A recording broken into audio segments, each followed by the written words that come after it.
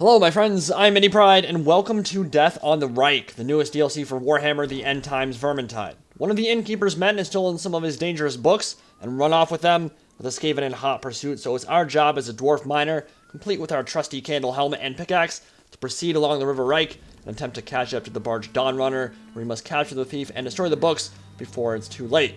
When the mission starts, you'll want to drop down to the right and pick up that set of keys from Mr. Dead Guy number 1. We'll need them to pick up a tome a little bit later on in the level. So I'm going with the Dwarf Pickaxe and the Grudge Raker for this run. And there's a lot of synergy here and a pretty good reason why I'm rolling with this particular set of weapons. So there are a ton of storm vermin on this level, an assload of them, and it's very hard to deal with pretty much the amount of trash, the ambient trash that's sitting around the map. There's going to be a lot of pockets of clan rats sitting around, and a lot of storm vermin intermingled with them. And so one of the cool things about having the pickaxe in general is that it can interrupt storm vermin overhead attacks, which is pretty good in and of itself. But there was a change to Killing Blow, which is a trait that's on the red pickaxe that I have here. It's really important as I pop a Globadier in the face.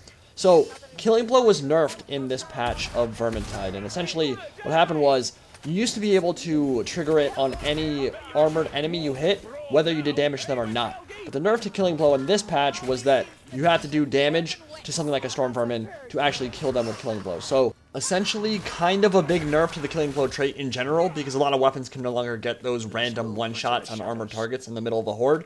But the pickaxe, especially the red pickaxe, the one we're using right now, wasn't really affected because it pierces armor on normal attacks and can therefore get one of those one-hit kills in the middle of a horde, which we're going to need desperately, honestly, because I can't think of another map except maybe White Rat that has this kind of density of storms throughout the entirety of a level. And this one is way longer than that, so yeah. The cool thing about the red rarest quality of pickaxe is that it has a unique set of traits that are impossible to get with orange or below. Killing Blow, Bloodlust, and Swift Slaying normal. So on Nightmare difficulty and below, you're basically just a blender lord. You slaughter everything in front of you, just keep left clicking and dodging, and everything in front of you just dies. So I'm playing by myself here with only bots, and it's one of my first times running the level, so we're not going to do Kata quite yet. By the way, this is a treasure chest that you need to open with that set of keys we found at the beginning of the level, hidden on in the water there. So one of the cool things about this map in general is that there are a lot of those hidden secrets that you kind of have to work for getting the tomes and the grims, as opposed to some of the other levels where you just kind of find them in random corners or something. There's a patrol coming here. We're going to shoot the crap out of them. Might not be very good for our bots. Corellian's actually already on white health, so she might die in this little engagement. We're going to shoot the crap out of them and then get into melee with the Killing Blow trait and see if we can get it to proc some, and just keep left clicking. And that's the cool thing about this weapon. You can bully storm vermin, keep interrupting their attacks, and it's really, really good for that. It's also really good for cutting through hordes. Kind of not a very good defensive weapon, though. You're not so good. Well, you don't have great mobility because it's a two-hander, but of course you can mitigate that somewhat with the Seal of the Swift Strider trinket, which at this point is pretty much what the entire Vermintide meta revolves around, right? It's just too good to pass up. Unlimited max range dodges, faster move speed, and it makes two-handed weapons like this one way more viable, because previously you'd only have like 2 or 3 good dodges before losing like all of your mobility. Your dodges after that point would be like a foot away, and rats would still be able to hit you, and that just meant that they could gank you like crazy and make you have a very bad day. So at this point, I pretty much never leave home base without it. You really miss that extra move speed when you don't bring it, and even just from like a mental perspective, I'm just like, I can't not play with it. I just feel myself like I'm moving like molasses in January. It's not a good thing. So always bring it. But honestly, as I kill a Rattling Gun in there and we get some nice loot die from the Sack Rat, I think this might be one of the most challenging missions in the game on Cataclysm. Maybe not the most, but certainly in the top 25% at the very least. The boat event coming up can be quite challenging. Don't want to spoil that just yet. We'll get there soon, but there's some pretty cool stuff coming up in this mission for sure. There's some really unique stuff, but just the amount of storm vermin and some of the events are pretty challenging. So yeah, that's one reason why we're just sticking for Nightmare right now. If I have a good squad to roll with, Kata's not going to be an issue, but playing with randoms, it can be kind of hard to sometimes, especially when a DLC first comes out, to get in a good rhythm and progress through level quickly at the clip you want to, and be able to actually deal with all the new events. So it will take some learning, some getting used to, and there will definitely be a meta that develops here. So one of the other things I'm rocking in this particular mission as my trinkets I have the Seal of the Swift Rider, obviously for the mobility and the extra dodge distance. I have Heal Share, because the bots are dumb and I need to do it for them, or they're just going to die horribly early on. Even though I am using Grimmelach's quality of life mod, so the bots are better in this than they are in the vanilla game. And they're just better at blocking, better at bashing storm vermin, better at everything, but they're still bots. They're not real players, and they'll never be as good as real players. At least not good real players. But then the third one I'm using, as we get a big horde here, and you can kind of see how the pickaxe works against big groups of Skaven. Can really deal with them very nicely, and so can a bomb, but we just saw it in action there. So I'm rocking with the bomb trinket. So essentially, it increases the blast radius of my bombs, and it prevents friendly fire damage from my bombs as well, which is really big, because you're going to need that trinket when you get on the boat, for sure. Again, don't want to spoil it, but there are going to be tons of storm vermin boarding the ship that you're on, and you need that trinket to essentially get everything off your ass when they kind of overwhelm you. And not doing any friendly fire damage to allies is pretty important too. It can save your life in a lot of situations when people are low. So, because yeah, that is the thing about Vermintide, right? If someone goes down in a lot of these group situations, it kind of begins this cascading effect where everyone starts dying, and then second person goes down, and third person goes down. Then you no longer have anyone protecting your flanks, and everybody dies. And that's not good. So, yeah, pretty good trinket to have on this mission for sure. Very good trinket in general, but on this mission I like it a lot. We got a rat ogre here, and we get to see the pickaxe coda work with Swift Slaying normal and speed potion going off at once. You can get some pretty crazy attack speed going. The cool thing about Swift Slaying normal, it got buffed significantly many patches ago at this point. Many turns of Morslib ago. Essentially, it gives you a little speed trinket in and of itself, a little speed potion in and of itself. When it procs, you get faster attack speed and you get faster mobility. So when you kill something, or when you hit something with a normal attack, you just start moving a lot faster, and you start killing stuff a lot faster, attacking a lot faster, and that's part of the reason why it's such a great blender, is that you wade into a horde, you're proccing the healing from the bloodlust, you're proccing the killing blows for the automatic kills, and then you're also getting the really fast attack speed and mobility. So it can actually kind of get you in trouble, right? Because you kind of feel like a Super Saiyan wading into the thick of the fighting, and then all of a sudden you're like knee deep in a horde and getting smacked from all sides. So on Kata and Death Wish especially, it can punish you pretty hard. I wouldn't recommend the pickaxe for Death Wish. I don't think anybody actually uses it there.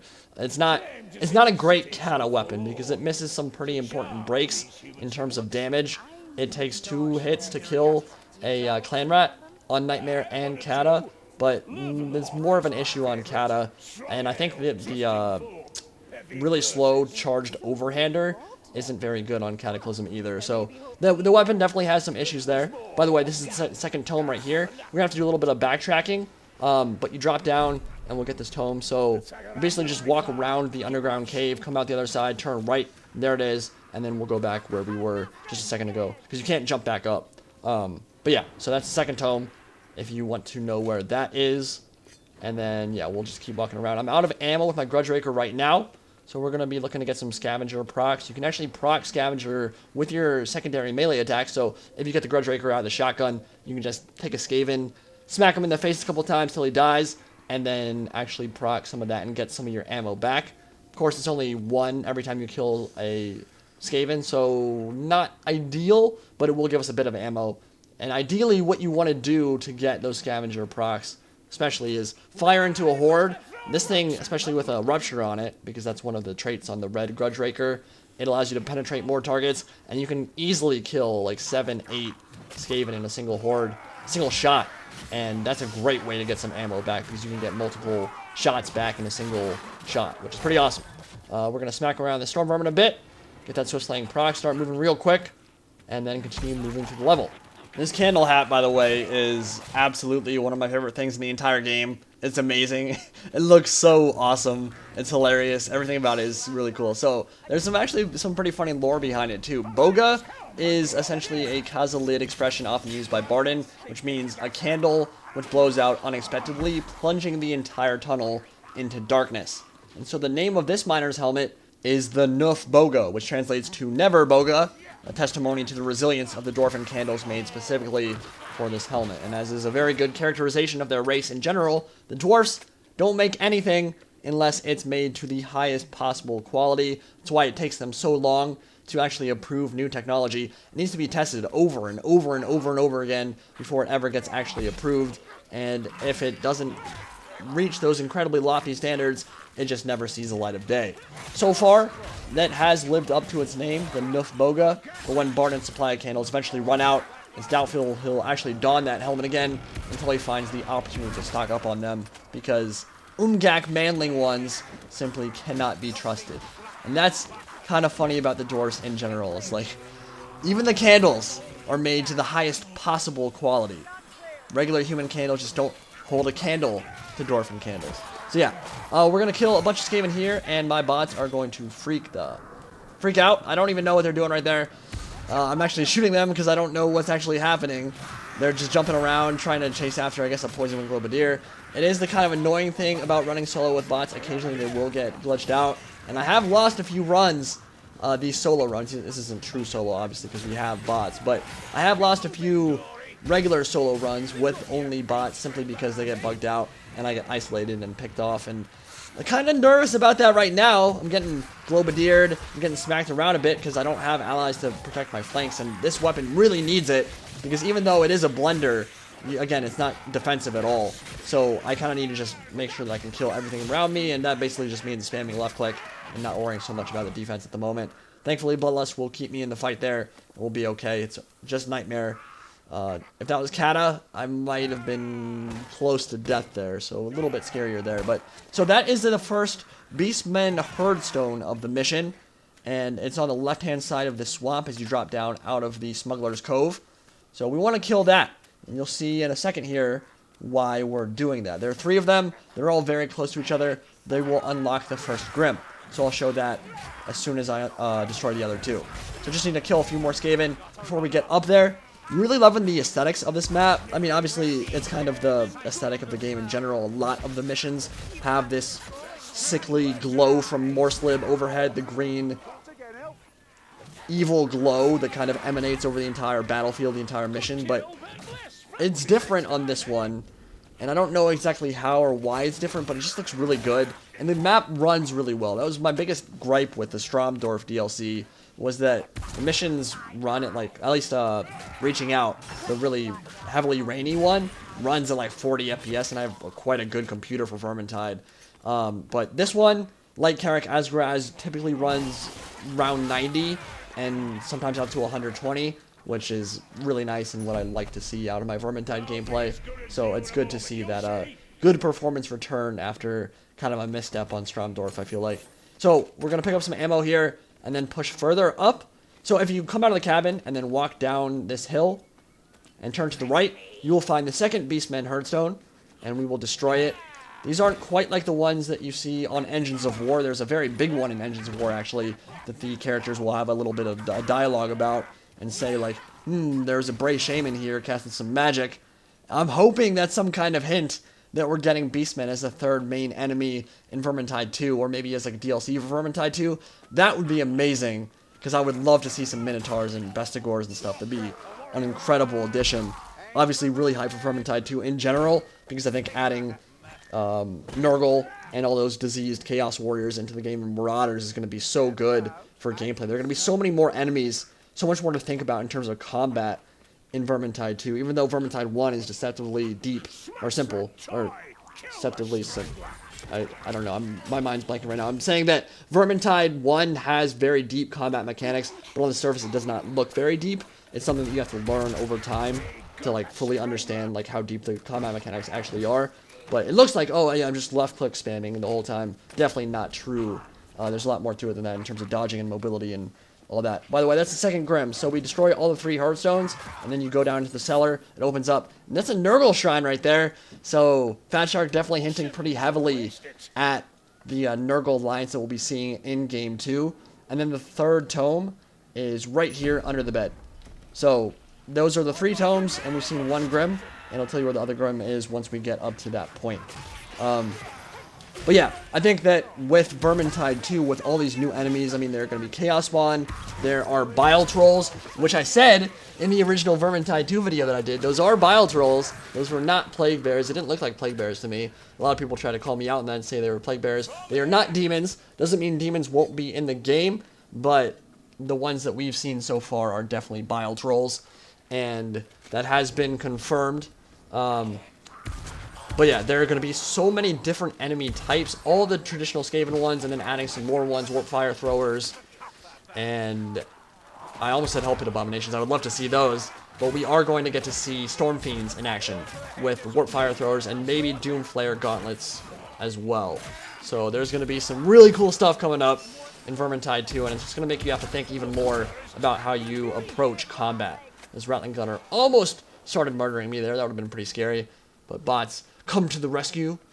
We're pushing up. Unfortunate Skaven skewered on the edge of a board plank from some kind of crash here. Lots of barges on the River Reik. Lots of death. There's a reason they call it Death on the Reik. No question about that. We're going to get some ammo and then begin what I think is, I mean, what everyone's probably going to think is the most interesting and most unique portion of this entire DLC, which is going to be a little bit of a race down the river. So let's hop on in. Get a good look at the sights and sounds around us before the proverbial shit hits the fan.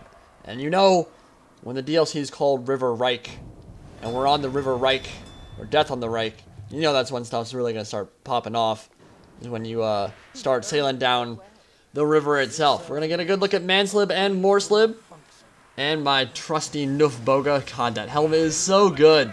Bunch of Rattling Gunners and Poison Wing Globadiers opening up fire. That's a kind of cool thing. Once you get on the boat, it spawns like 3 or 4 specials to try to take some pot shots at you. That Candle Hat and that awesome War Pick. And yeah, so we're just going to sail for a bit.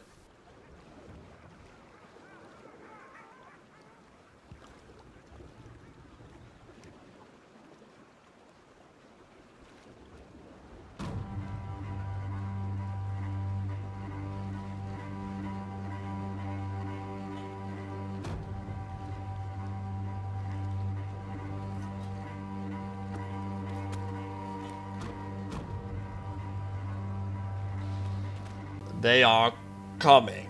So we're getting a really awesome look at a Skaven vessel of some sort, warpstone powered vessel with spiky wheels on the edge. Pretty much everything you'd expect from a Skaven ship. And we're gonna pop them off the ship with the Grudge Raker as they try to jump across. About as satisfying as we could possibly imagine there, with a shotgun penetrating multiple targets and just blowing them back onto their own boat before they even get a chance to cross. But this part can get pretty tricky here because you start getting overwhelmed pretty fast. And that's why I wanted this pickaxe, because there are going to be storm vermin that are in the middle of the hordes that are trying to overwhelm you. And they can overwhelm you very quickly. And the problem is when you've got a bunch of slave and clan rats completely surrounding you, you lose track of where the storm vermin are and what they're doing. And then an overhead downs you in like 1 or 2 hits. So you definitely want to make sure you have a weapon that can actually interrupt those attacks, and so that's a nice thing about this, and being able to cleave through all the slaves while also interrupting those attacks that are in the middle of everything else. And it also deals with chains pretty easily. I think if you fully charge your left click, as one of the boats goes down, it hits a rock. That's pretty awesome.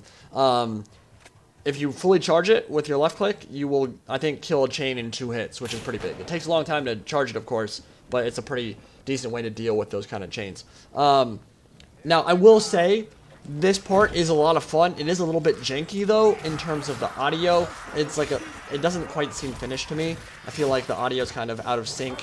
The boat sounds when they slam into each other, slam into your boat and stuff, it just doesn't sound quite right. So I don't know. They might have rushed this out a bit because they had so many other issues to deal with, or the polish just isn't quite there. It doesn't bother me that much, honestly, because the gameplay is so much fun. I think it's fine, but it could use a little bit more polishing in terms of the audio department here. I don't know if you'll be able to hear it that well, but like, the ships are completely silent up until the point they hit you, and then it just sounds like someone put like an MP3 in for where like the ships actually make contact. I don't know, it's like a minor criticism, but it definitely is noticeable. But yeah, it's just time to start attacking like crazy. You've got to make sure that they don't the density doesn't completely overwhelm you here, which means you have to keep killing as fast as possible and use those bombs. And that's why I have the bomb trinket. If any point it starts getting really scary and you see a bunch of storm vermin in the middle of a bunch of slaves and you can't deal with them fast enough, just use the bomb trinket, pop the bomb, throw it, and clear up some space so that they're no longer completely overwhelming you. Give that last guy a little love tap, make sure he's dead. Zombie land, double tap, that's how we do it up in here, and then we're gonna look at the other Skaven ships that are coming in, and we've got 2 or 3 more vessels on their way. They're completely trying to swarm us here, and yeah, like that. Like a massive ship, gigantic ship just hits us, and the screen doesn't shake, the ship doesn't move. The animations and the audio for this event are a little bit janky, I'm not gonna lie, but the event is a very nice departure from like the traditional Vermintide gameplay. So from a gameplay perspective, can't complain about it at all. Now the tricky thing here is that they will continue spawning hordes as long as the chains are still active. So my bots won't be killing the chains. They can do a decent job protecting my ass while I'm actually destroying them though. Yeah, you see one overhead there, got it down about half of its health. Then last one should be able to finish it off and cut the anchor so that they can no longer board us. But you want to get those off as soon as possible because the faster you do it, the less hordes spawn. We only got one horde there, which makes it a lot easier. This is interesting here. When you cross over to board the next ship, storm vermin will spawn and they will continuously spawn until you've gotten all the barrels over. So this can be a little bit tricky because you're in a very tight corridor with a lot of very angry, very damaging storm vermin. Now, the last grimoire is right above on that ship that we just boarded. It's in the mast overhead. You've got to climb up to the right and cut through all those storm vermin. We're not going to go for it in this run. I'm only with bots and no one will be able to, I mean, I could carry it, but I just want to beat the level right now. But yeah, it is, and that bomb was actually bad. It actually destroyed 2 of our gunpowder barrels there. But yeah, the Grim is just you cross over to the next ship, walk up to the right, and then keep walking up, and then you'll see the Grim up there. But it can be hard to fight for. I actually died one time trying to go get that, and so I'm definitely not doing it right now. So we'll pop one more of those gunpowder barrels in, because we want to destroy this thing. Deal with the slaves that are coming up from the stern of the ship. I don't know if that's the stern. My ship anatomy is not very good. And then we'll finish off these storm vermin with our left clicks, continuously interrupt their attacks, and then once they're dead, we can then push across and finish up this portion. So once we destroyed this one, there will be more storm vermin that spawn, but if you cross back over, they'll just die as soon as the ship blows up. And now we're pretty much home free in terms of this event, but this is a long run. It's one of the longest runs in the game. I think very few of them actually go over 30 minutes. Engines of War, maybe a few others. Yeah, we see another Skaven floating there with nothing else. And but yeah, this one's a really long run. I mean, I think it's like a 28-minute run or something with bots. It can be a lot faster. It doesn't be a lot faster, of course. But heal up Kruber, and this is the last part of the mission. So this is what we've come here for. This is why we've done all this, what we've been working towards the whole time. Find the Dawn Runner and burn everything inside. We just got to deal with the assassins and specials that spawn right as we get off the boat. So every time you disembark here, I believe there are 3 specials that will spawn that will try to kill you. Thankfully, the boat will do a good job of protecting you from like gutter runner charges or the Rattling Gunners opening fire on you. Didn't help Carillion right there, unfortunately, but we'll get her back up and hopefully try to find some health. So yeah, we push over to the left here, and there will be a barrel or something on the ground that I don't think anybody knows what it does quite yet, but it's another one of those Easter eggs on the mission. I just picked it up. No idea what it does. I imagine within the next couple days people will finally figure it out. But at the very least, from this run, you now know where all the Grims and where all the tomes are. So that should be helpful for a lot of you guys, hopefully. And now we're going to search the ship. And what do you think we're going to find when we get on board? Well, the guy who stole all the information is dead, of course. Stabbed in the back by a gutter runner or something. And now we've got to set fire to everything. So the question is, what the hell is Loner trying to hide from us? Or what does he want to destroy? I imagine he's got the locations of safe houses all over Uberschreik and Reichland in general. That's probably one thing he's trying to destroy. He doesn't want this game to know about. But I don't know. Loner is kind of a sketchy guy. I would love to learn more about his backstory in Vermintide 2 and see what the deal with him is. Because he has some very high up connections, that's for sure. He's rich, and he has a lot of power. And he is certainly a lot more than just a simple barkeep. So, this part gets tricky, and then thankfully we saved the bomb for it. We need to push through and run as the Skaven transport drops off a bunch of hordes behind us. You have to keep pushing, because the hordes will keep spawning. Just gotta keep moving and make it back to your barge. And Carillion is only like one hit from death. We have no health. We gotta sprint. Gotta run for it, but we're almost there. Another horde spawning. One last bomb. Won't do any friendly fire damage. And we can sprint to the end and finish off the mission. So we did it. I'm gonna finish off the map with full health, though I took plenty of damage in that run. There are better weapons in the game for sure, but the pickaxe is one that doesn't get utilized very much. There aren't very many YouTube videos of it, and I thought that it would be fun and very themey with the Nufboga, the miner hat, the candle hat. I think it works very well with that aesthetic. So, managed to finish it off with just myself and the bots. Pretty fun run, and let's see what we can get. We'll get a Scorching Ember Cage Staff, green staff for leveling up, and then take a look at our actual roll here. Didn't pick up any Grims, so our roll probably won't be amazing, but it's a 5. I'll take it. And it looks like we'll get a hammer, Dwarf Hammer. So that was your first look at the River Reik mission from the Death on the Reik DLC. Hope you guys enjoyed the run, and I will be bringing you some more Vermintide content. We'll probably do a run through of the other Death on the Reik mission, the one that you guys have already saw from the beta, but it's a little bit different now in the final version. But yeah, hope you guys enjoyed. I'll see you next time. Any Pride, signing out for now.